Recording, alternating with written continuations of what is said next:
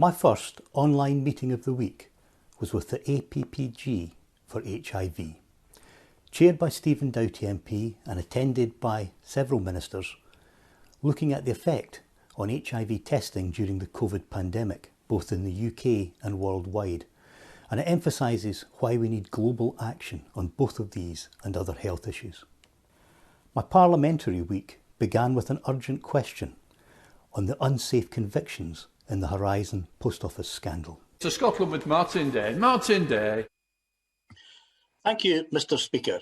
I would urge the 73 Scottish cases whose convictions may be unsafe as a result of this injustice, which was overseen by consecutive Labour, Tory and Lib Dem ministers, to contact the Scottish Criminal Cases Review as a matter of urgency. I received the New Statesman with its lead article, Twilight of the Union, on how the pandemic has hastened the break-up of the United Kingdom.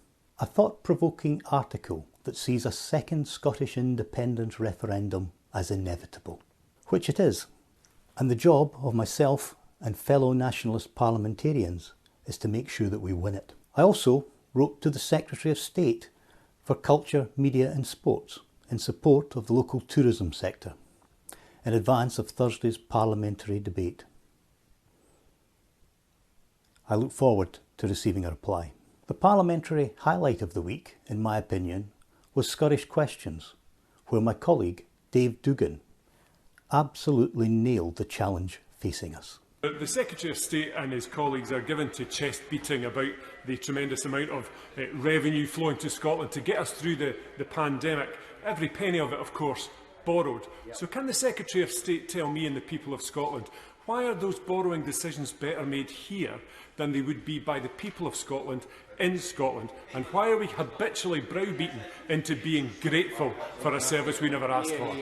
I also received what I consider as an inadequate response from Prime Minister Johnson regarding the 1950s born woman, which I did a separate post about, and you can view it on my YouTube and social media channels. Among the local issues raised with me this week was pedestrian safety concerns on the John Muir Way, along the section from Mill Road Industrial Estate at Linlithgow Bridge to Fishersbury footpath. For issues like this, your first port of call should probably be your local councillor, and I'm delighted that each of my 8 wards within my area are represented by hard-working local SNP councillors. I am, of course, always happy to help where I can, and I've written to West Lothian Council urging action to make this a safer route for pedestrian walkers.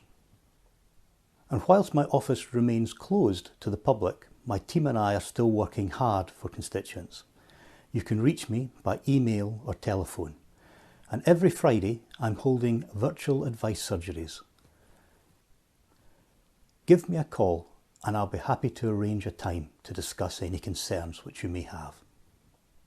With the new restrictions in both Lothians and Forth Valley Health Board areas coming in and COVID cases rising, we need to do everything we can to protect ourselves and each other.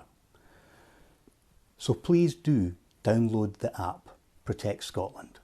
Install it on your mobile phone and it will help to protect us. It is becoming increasingly clear that the Scottish Government needs the powers to borrow to support struggling businesses during this pandemic, and that these powers will only come with independence.